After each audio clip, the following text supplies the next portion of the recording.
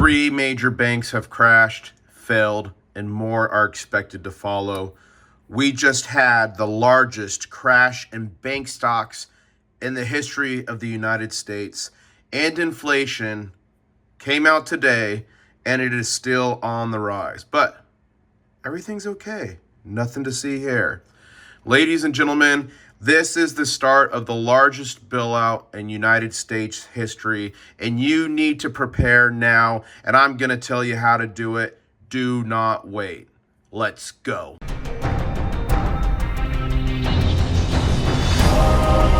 One stacker on a journey to find silver. International Stacker. Hey everybody, my name's International Stacker. I make videos buying and stacking gold and silver around the world, and today I'm here to talk to you about an issue some would call it a economic disaster, which could become, via contagion, a global economic disaster. Please like, comment, subscribe if you want to follow me on my journeys buying gold and silver, but I also cover disasters and issues like this and things that are going on around the world. So please like, comment, subscribe. It helps me a ton. But I'm going to give you a quick recap, then give you some updates, because this video, I'm filming it at 10:27. It's going to go out here in like an hour. Okay, so first, recap. We had Silvergate, which was a big crypto bank. We had Silicon Valley Bank, Signature Bank, all fell. FDIC came in and is working. But, you know, yesterday at 9 a.m., President Biden gave a speech telling us that it's okay. It's not going to be a cost to the taxpayer. It's simply fees from the FDIC. We're going to make these people whole. And as you all know, the FDIC usually it provides insurance on deposits up to $250,000. And after that, it's not supposed to. But there's other provisions like bail-ins, haircuts, etc. Okay, we won't go down that route. But anyways, ladies and gents, what we are seeing is the start of what I believe is going to be the largest bailout in United States history. You see here on this Wikipedia, if you want to find out more on Silvergate Bank, Silicon Valley Bank, Signature, all that information is there. What I'm going to do on this is really get into the details. But what you need to understand is we have the Federal Reserve, okay, which is now backing up the FDIC program, which is that Federal Deposit Insurance Program. And they have a new facility they're calling the BTFP, and that's the entity they're using to provide these bailouts. And people don't want to call them bailouts. They're 100%, 1,000% bailouts to these different banks. But guess who backs up the Federal Reserve? The U.S. taxpayer. Now, why is the president coming out and saying this stuff? Why is everyone saying, oh, it's just irresponsible banks? Everyone's going to be insured. It's okay. Don't worry about it. You're getting your money on Monday, blah, blah, blah. One word called contagion. They are worried about this spreading because what feeds bank runs, folks, is fear, okay? Back in the day, banks used to have to keep a lot more money in the bank, and then they could invest some of it. And then slowly over the years, that has been chipped away, to now, you know, banks have hardly any cash on hand because they're trying to invest most of it and put it out there. Well, what happens is if you get a group of people that all of a sudden want their money and they all come to get it at the same time, the bank doesn't have any liquidity. That's what causes a bank run. So by telling everyone it's fine, calm down, don't worry, they're trying to keep people from panicking and pulling their money out of other banking institutions to prevent more bank runs. And this is where we get into censorship and what we've seen, you know, with the last couple of years of our lives and censorship and what's coming out now with Elon Musk putting the Twitter files out. But a Democratic representative, representing the people, his name was Thomas Massive, actually said, and I quote, "Is there a program in place on information to censor it or to censor any social media information that could lead to bank runs?" So I believe we all deserve to know what's going on, the truth, so we can make good decisions for ourselves, right? But there's people out there that want to control the narrative, shut things down, and make sure you don't have the information you need to protect yourself and family.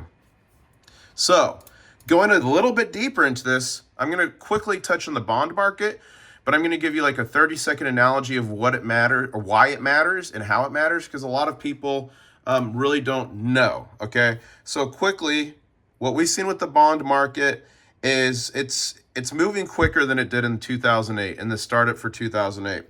The bond market right now thinks the system is collapsing, but everyone's telling you it's not. But if you look at the bonds, you'll know the Treasury 2-year bond had nearly the largest drop in U.S. history. Okay, so why did the bond market, or why does the bond market affect the banks?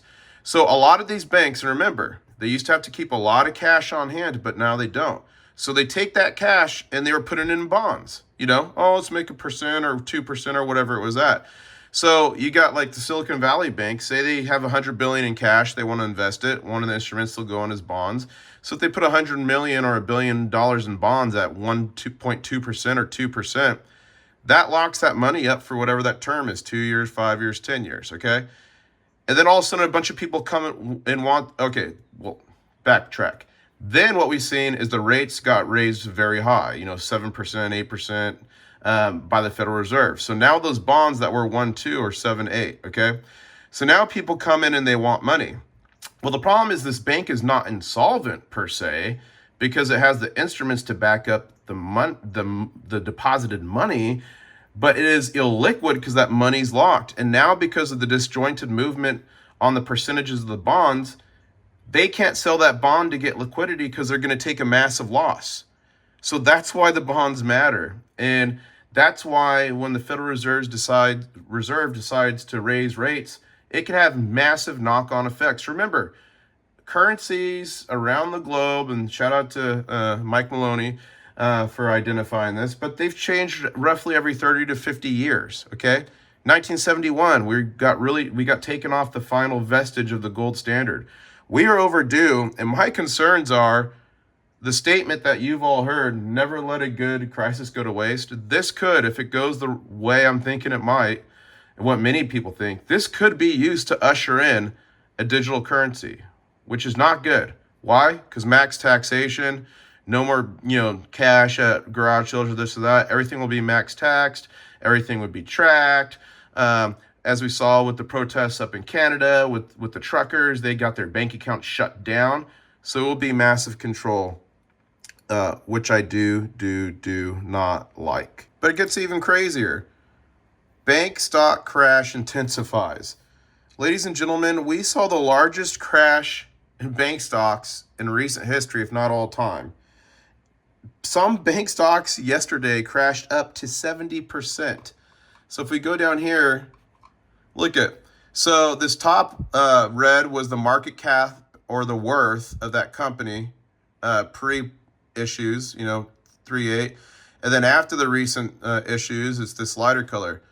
Look how much JP Morgan Chase hit, Bank of America hit, Wells Fargo hit, Morgan Stanley. These are all the major banks. Charles Schwab, Goldman Sachs, Citigroup. The list goes on and on. Oh, they got hit hard.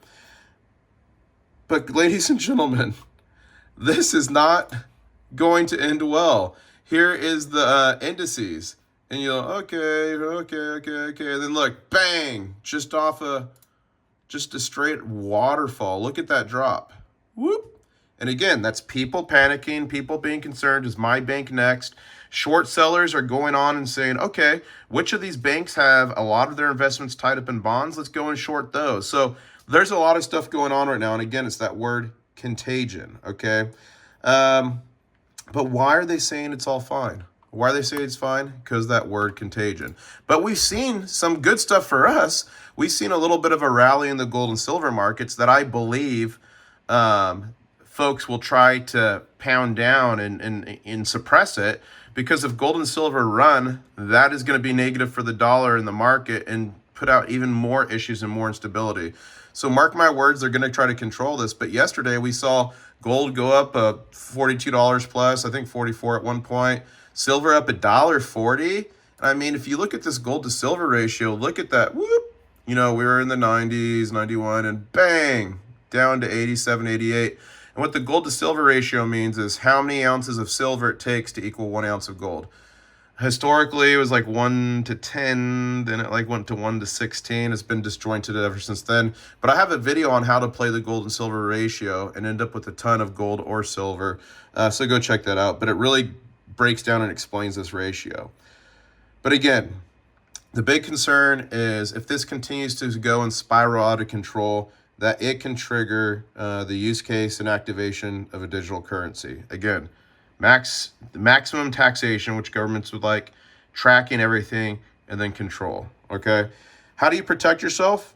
How do you protect yourself? First, what you got to do is subscribe and turn on the notifications, because I'm going to be updating on this and other disasters, as well as just fun trips around the United States and the world. But make sure you subscribe and turn on notifications so you can stay up to date. But if this is a way to usher in a digital currency, you'll need something to get out of that system: physical gold, physical silver. Additionally, something I really preach for all kinds of disasters is you need your emergency food and water. Okay, you can't wait on the government to come help you. You can't be those people sitting on your roof saying, please help, food and water. You need to have enough food and water in your house for at least a couple weeks, if not months. Okay, think about this: an ice storm moves in, you get, everything's frozen, like what we saw during COVID. You could be on your own for 2-3 weeks in a situation like that. Look at the folks right now in California. There's people stuck under 8 feet of snow and no one can get to them, and they need medication, et cetera, et cetera. So my point is, be prepared. Mass power outage, whatever. Go to preparewithis.com, preparewithis.com. I have a deal with My Patriot Supply, 25 years, put it in a closet, forget about it. It might save your life. Again, emergency water. And water never goes bad. Just the container is what goes bad. And then taints your water. Keep stacking, folks. Keep stacking physical gold and silver. And I have over 1,000 videos of this. Look at this. Buying deep in the African market, West Africa, getting attacked by pirates in the Nile, the Saudi Arabian gold market. But keep stacking gold and silver. It's called dollar cost averaging. If you stack over time, slow and steady wins the race. Do not panic and put yourself in debt. That's the worst thing you could do right now. Over the long run, you're going to win. And then, side note, I'm not a financial advisor. I'm sharing with you my adventure, my story, and what I've learned over the long haul. So how am I stacking? I'm dollar cost averaging. Look at where your money's at. Look at the bank it's at. And I'm not telling you to go pull it out of the bank, because if everyone does that, it's going to cause another bank run. But what I'm saying is look at where it's at. See if you need to make some adjustments. I would definitely recommend having cash on hand. And if you have it on hand, keep it in a safe place. Don't tell people, because you don't want to get robbed or have it burn up in a fire, right? But have some cash on hand and figure out where your cash should be. Me personally, I don't have a ton of cash. I have like 3 different bank accounts, and they each have under $20 in them right now. I've got my quote-unquote cash, paper money, fiat currency, tied up in metals and other investments right now. Because again, with inflation, and the inflation report came out today, guys, and part of it came in hotter than expected, and then the rest was as expected, staying the same. It didn't decrease, okay? So why would I keep a bunch of my buying power tied up in paper currency right now, when every month 6, 7, 8%, and that's the number they're telling us. If you go to Shadow Stats or any of these, it might be 15%. So you're taking a 15% haircut, continually compounding each month? No thanks. So that's why I'm tied up in that. But don't be afraid, guys. Don't be afraid. There's big opportunities. More millionaires are made in times of economic strife and disaster than at any other time in the cyclical history of the economy and economic hardships in the world. So stack hard, be prepared, keep cash on hand, and be ready to jump on opportunities that might present themselves. Do not be afraid. Think of this a way to leverage and have opportunities you might have never had in the future. And it's never too late to start preparing now. And again, thank you for watching my videos. I hope you like this quick update. I'm going to have some more updates as more of this information starts to roll out. But I wanted to put out a quick video to give you an update, and then also kind of explain a little bit better for people to understand what's truly going on. Because I think this stuff is designed to be hard to understand on purpose. Just like that representative wanted to censor information. Yeah, people don't want you knowing things or thinking for yourself. They want to control the narrative. And my channel and many other channels like mine are your window into what's actually going on. And I guess I'll say, catch you on the next one. Woo! One stacker on a journey